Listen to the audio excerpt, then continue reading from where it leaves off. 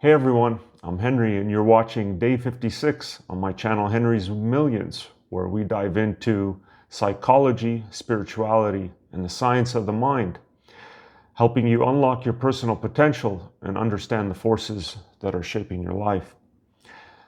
So today we're going to dive deep into the trait of stubbornness. We're going to explore what stubbornness really means and what's happening in the brain when we dig our heels in, why we sometimes refuse to change our minds, and how we can work with stubbornness, whether it's in ourselves or in those around us. So in this talk, I'm also going to share a few startling statistics from studies on stubbornness. So first, let's define stubbornness. It always gets a bad rap, but it's more than just being difficult. So at its simplest, stubbornness is a firm reluctance or refusal to change one's mind or attitude or course of action, even in the face of good reason to do so. But it's important to distinguish stubbornness from related and sometimes much more admired traits, like persistence, which is sticking to a challenging goal despite obstacles, right? Persistence is great. Resilience, another great term, bouncing back from setbacks. Or grit, which is long-term perseverance and passion for a singular goal. So while these traits involve commitment and discipline, stubbornness tends to come into play when someone continues to hold their position despite overwhelming or opposing evidence or advice. That's why sometimes people joke, "I'd agree with you, but we'd both be wrong." Or marriage teaches you a lot about stubbornness, mostly that your partner is more stubborn than you thought. So whereas persistence and resilience often take advice and feedback into account, stubbornness draws a line in the sand and says, "This is it." Sometimes it's admirable, but oftentimes it can be a source of conflict or missed opportunities. So while stubbornness can sometimes cause friction, it's important to recognize that it often stems from deeply held values and desire for control or security. This means that beneath the surface, stubbornness can be a form of strength, reflecting a person's commitment to their beliefs and their goals. So understanding this dual nature helps us approach stubbornness with empathy rather than judgment. Don't go berating or attacking anybody after this video. So what about the upsides of stubbornness? It's easy to focus on the ways stubbornness gets in the way. But stubbornness, when it's managed, it can be a positive trait. For example, determination. Stubborn people may stick with their goals longer, achieving what others see as impossible. It might be useful to have someone stubborn if you can learn to deal with them or work with them. Conviction. Stubborn people are less likely to cave under pressure and stand firmly by their values. Problem solving. So there's a willingness to keep searching for solutions even when others give up. And what about leadership? Clarity and decisiveness that can inspire confidence and action in others. That's like masked stubbornness. Looks like great leadership sometimes. So moreover, stubbornness can seem more resilient in the face of adversity. People who are stubborn often refuse to give up on their dreams or principles, even when the odds are against them. So this tenacity can lead to breakthroughs and innovations that more flexible thinkers might overlook. But it's important to balance this strength with openness to new ideas and avoid the pitfalls of being too rigid. I'm trying to give a more even view of stubbornness. I didn't want to just come right out attacking this trait. If there's goods and bad to everything, almost. So the neuroscience of stubbornness, let's cover that for a bit. It's related to some fascinating studies in neuroscience today and research. So there's research advances in cognitive science that cast a new light on why some of us simply cannot let go of certain ideas or habits. And the brain is often described as a prediction machine.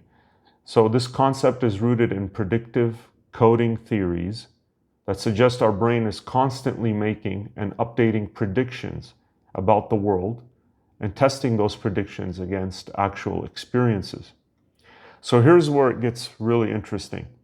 So while our brains can update beliefs when predictions are off, some predictions resist change, even in the face of overwhelming evidence. So these stubborn predictions, as neuroscientists call them, can lock us into fixed ways of thinking or behaving. Now, I'm using simplified language. Of course, there's some very complex terminology here that I'm sparing you from.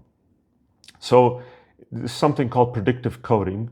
So it's higher brain centers make predictions, and then lower brain centers report errors when the reality doesn't match the prediction. And most of the time, these errors help us update our beliefs. But sometimes the brain assigns high precision or confidence to certain beliefs, making them resistant to new information. In other words, stubborn. So this mechanism has roots in survival. For example, predictions about body temperature or gravity are hardwired in us for a reason. Ignoring them can be dangerous. And for other beliefs, stubbornness can be less adaptive, such as when confirmation bias takes over. So that's when we start filtering out facts that don't match our existing beliefs, reinforcing our stubborn predictions with each new and probably biased experience. That was just a promotion for some drink here. All right. Is stubbornness hardwired? So to a degree, yes, it is. Some of our most basic beliefs are extremely difficult to change, either due to genetics, early development, or the neural architecture of our predictive brains. However, there's plenty of evidence that suggests that with effort, reflection, and sometimes professional help, even stubborn beliefs can be shifted over time. So let's look at stubbornness through a psychological lens, because it's not just about logic or neural mechanisms, it's deeply emotional and developmental. So the developmental roots of stubbornness, the patterns trace their roots to childhood. So children naturally experiment with boundaries and control, often saying no as a way to establish independence. And the parental style matters a lot as well. Children who experience overly strict or inconsistent discipline, or who feel their autonomy is repeatedly thwarted, they may develop oppositional behaviors. So that would solidify this stubbornness quality or trait as a defense against feeling controlled or powerless. So over time, if a child hears repeatedly that they're stubborn as a mule, that label may become part of their self-concept. And some stubborn behaviors are direct reactions to attempts to control. Like, if I don't win, others will find out how weak and vulnerable I am. But isn't it like persistence and rigidity? So there's a thin line between healthy perseverance and self-defeating stubbornness. So at its best, stubbornness enables us to stand our ground in the face of adversity. And at its worst, it becomes rigidity, or even what psychologists once called oppositional defiant disorder. There's a disorder for everything under the sun. A pattern of angry, argumentative, and defiant behavior, often rooted in early emotional needs. That's what that is. So stubbornness can also shade into dogmatic or black and white thinking, particularly when tied to ideology or group belief systems. So that's the extreme. So there are emotional underpinnings to stubbornness. So at its heart often lies vulnerability, fear of being wrong, fear of change, fear of losing face or control. And for some, admitting fault feels much more dangerous than pressing on with a questionable decision. So stubbornness can serve as a defense against feelings of inadequacy or insecurity. What about stubbornness in relationships at work? This is interesting here. I got some statistics for you. So surprising to learn just how common stubbornness really is. So according to research published in the Gerontologist, nearly everyone faces stubbornness at home. That's surprising.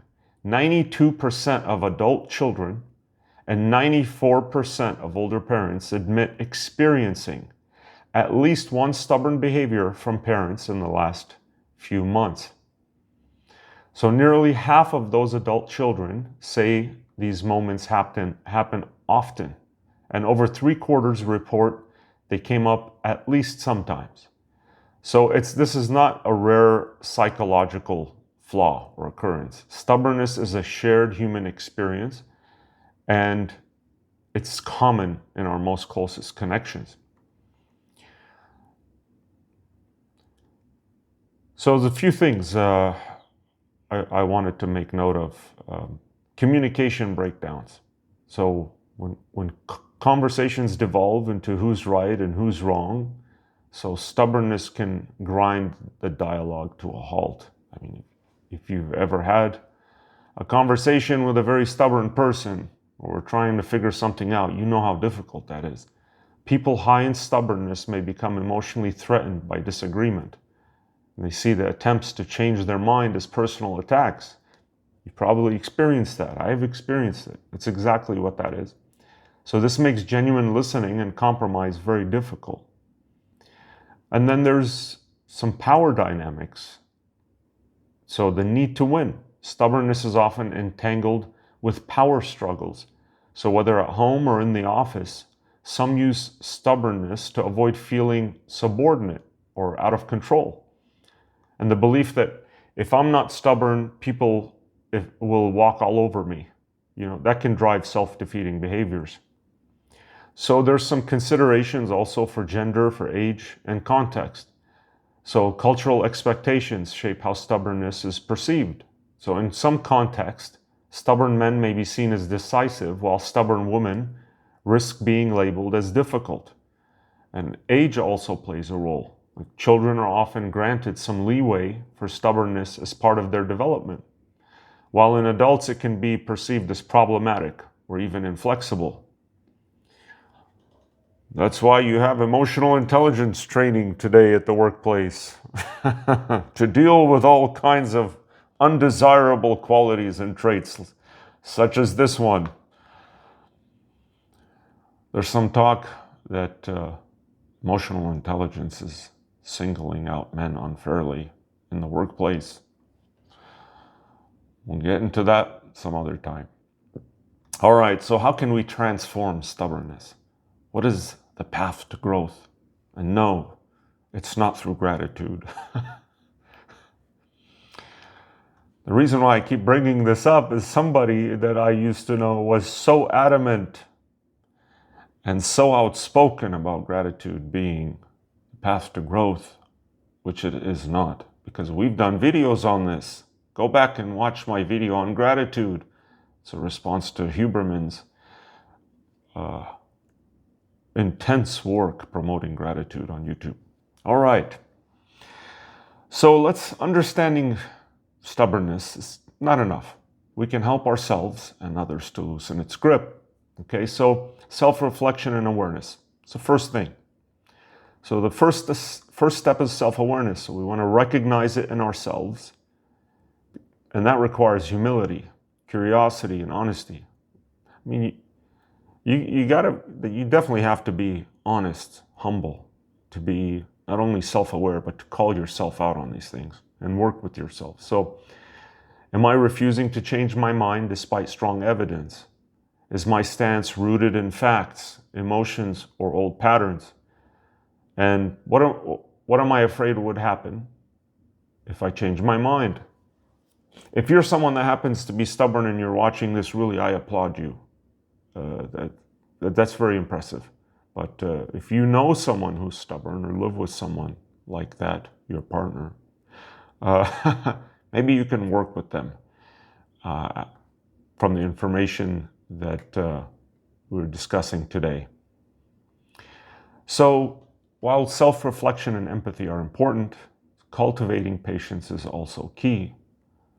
Stubborn individuals benefit from learning to pause and consider alternative viewpoints before reacting. So moments of stubbornness usually proceed from patterns and triggers. And paying attention to these makes it easier to address them constructively. So whether it's you or a friend or a family member, you want to pay attention to when this arises. What are their patterns or triggers? And to deal with it in a constructive way, not attacking or. So setting small achievable goals for flexibility can gradually build openness without feeling like a loss of identity. Communicating with stubborn people. So dealing with someone else's stubbornness takes patience and strategy.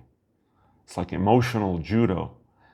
So rather than confronting their stubbornness head on, you got to gently acknowledge their feelings and their position. You got to acknowledge it. Oh, you got to do so much judo, so much work with some people.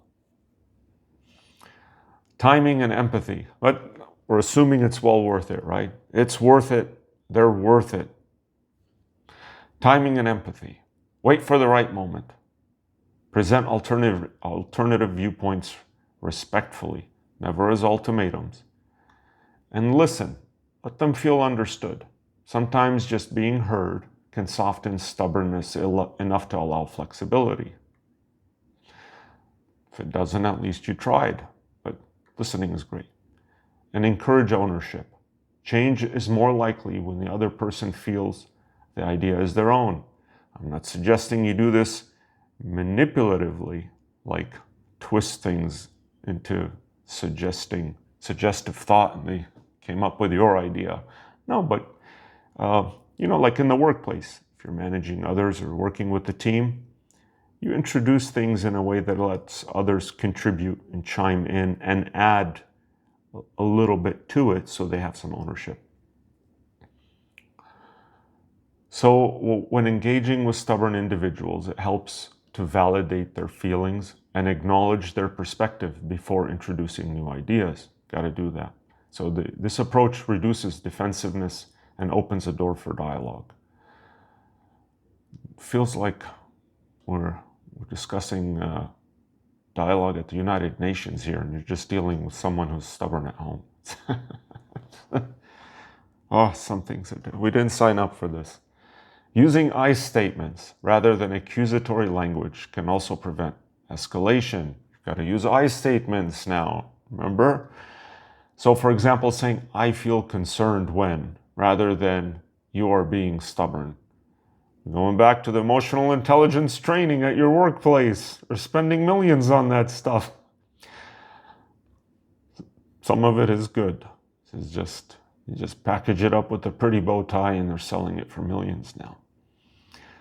So when faced with extreme stubbornness, setting clear boundaries and knowing when to let go is equally important. So if you're stubborn, I'll share a few things. So when stubbornness is strength, sometimes holding firm is the right move.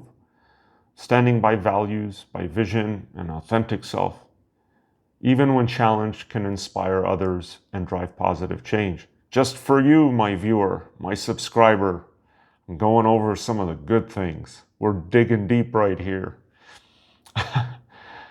Inspire others and drive positive change. The difference is being able to distinguish between times when conviction is necessary versus times when flexibility would serve better. So also the courage to let go. Admitting when you're wrong can feel threatening, but it's also a powerful act of courage. It really is. Leaders, partners, and friends who can own mistakes and reverse course when necessary are often the most admired and trusted. So in overcoming our own stubborn patterns, if you should be stubborn, God forbid, moving beyond stubbornness doesn't mean abandoning your conviction, but gaining the flexibility to adapt and grow. Just incidentally, if you are a stubborn individual, I'd really like if you would comment. Let me know if this was useful. All right. Overcoming our stubborn patterns. Number one, spotting the signs. Notice your internal resistance, especially when challenged by new evidence or ideas. Does your body tense up? Do you interrupt or dismiss? Novelty and play are important. Experiment with new perspectives is a kind of play. Try on someone else's viewpoint. Challenge your own assumptions in low stakes settings. I know this can be difficult if you really are stubborn, but it's worth a try. And then balancing strength and flexibility. I don't know that because I'm not stubborn, but I can imagine.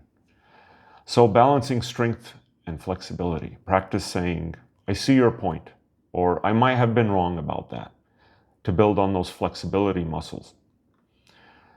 There's always therapy, coaching, and reflection. I'm not going to suggest anyone journal anymore. I'm done with that. Don't journal. Just consider therapy or coaching if you're an extreme case. Working with a coach or therapist can create safe spaces to unpack the emotional burdens behind stubbornness and lead to healthier ways to assert yourself and stay open to feedback. It's great. Maybe I should make a video about finding a good therapist, what makes a good therapist. That is something that can be discussed. Mindfulness practices, I'm not recommending meditation either. Journaling and meditation are out. Take the week off. So feedback from friends and family is very useful. If it's constructive, positive, caring feedback, it's very useful. Okay? So stubbornness, you can look at it as a paradox, the trait that can be both a blessing and a curse, depending on the context. So it's behind some of humanity's greatest achievements and worst mistakes. And much of it depends on our awareness of it and our ability to reflect on what's worth holding on to and when it's time to yield. So I'd like to hear from you. Has stubbornness ever helped you stand your ground, or has it kept you locked inside perspectives that no longer serve you? I invite you to share your own stories and reflect in the comments. So remember to like, subscribe, and don't berate the stubborn person in your life. Just at least give it some time after you finish this video, so I'm not involved in any way. The world needs stubborn visionaries and flexible listeners. So let's learn from each other together every time.